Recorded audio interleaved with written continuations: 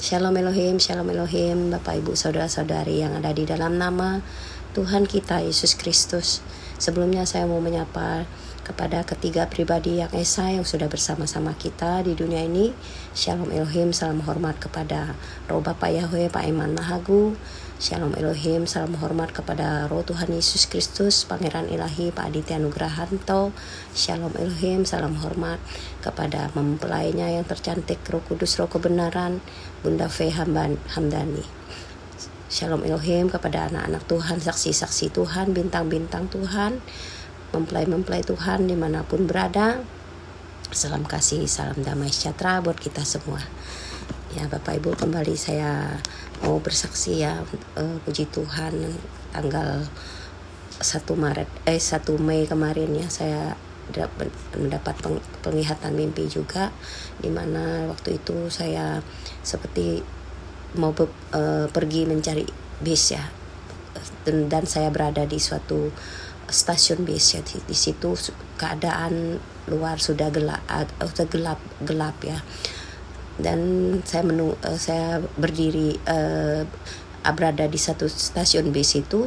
Terus saya melihat ada bangku kayu ya, saya langsung duduk di bangku itu.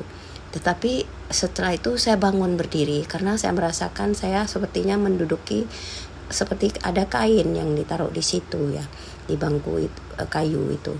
Dan ternyata saya melihat di bangku itu di sebelahnya ada seorang ibu yang seperti gelandangan ya, ibu ini ya, sepertinya dia malah tiduran di situ dengan selimut, pakaian semua ditaruh di bangku kayu itu.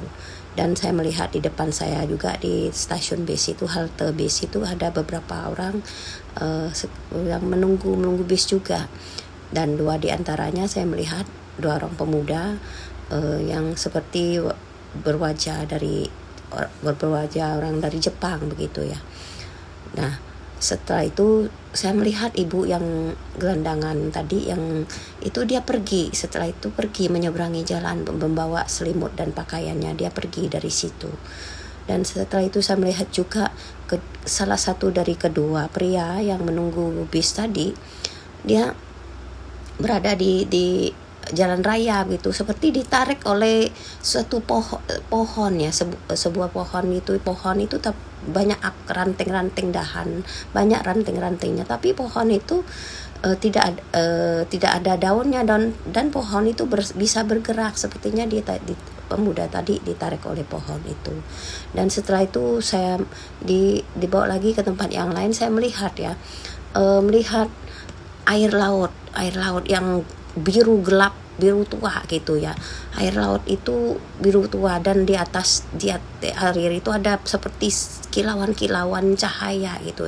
Air itu menyambar gitu ya, maju mundur menyambar ke rumah rakyat itu berada di posisi di bawah air laut itu, seperti air laut itu ada ancaman, mau mengancam, seperti ada ancaman akan menyerang rumah rakyat tersebut. Itu yang saya lihat.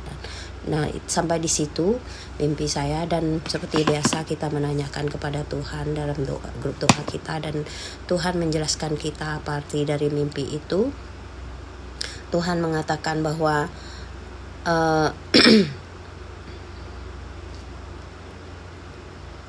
bis itu lambang daripada orang-orang yang akan kujemput, yaitu orang-orang yang ingin masuk ke dalam kerajaan 1000 tahun damai ya, itu Bapak Ibu ya. Keadaan sekitar gelap karena dunia ini sedang dicengkeram oleh iblis.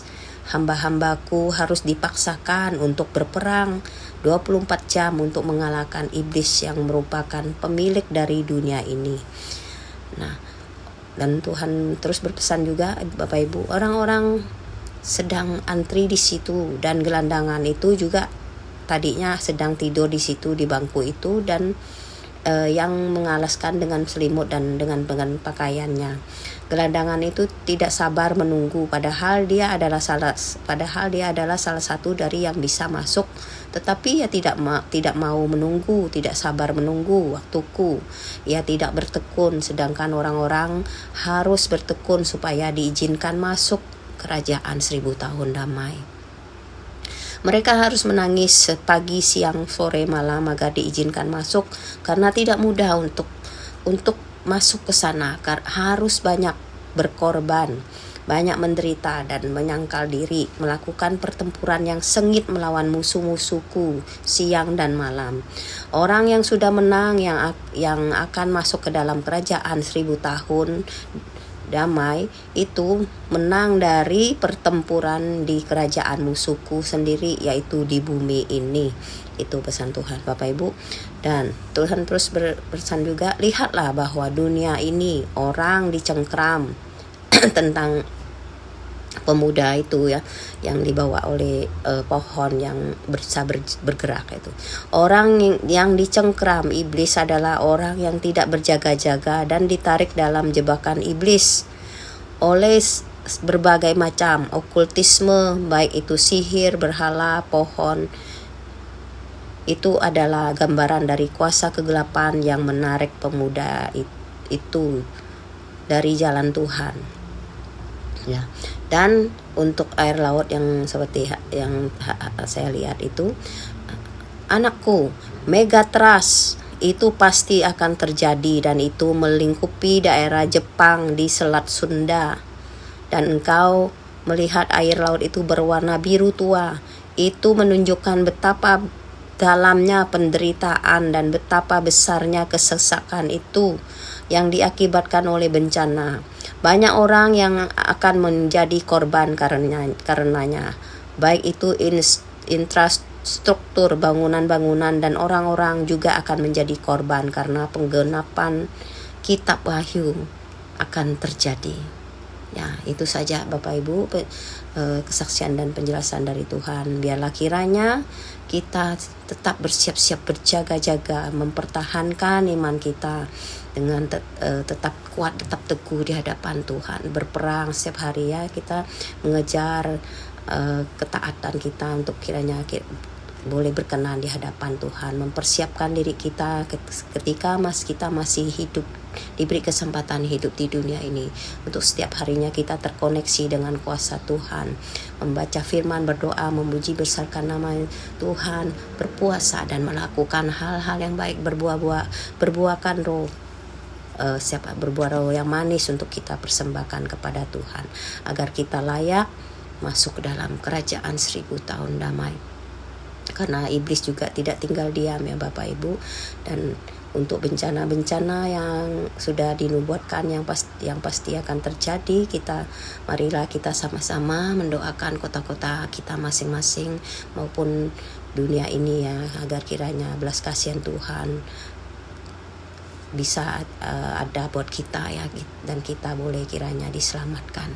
Terima kasih. Inilah kesaksian yang sederhana. Tuhan Yesus memberkati kita semua. Shalom Elohim, Shalom Elohim, Shalom Elohim. Amin.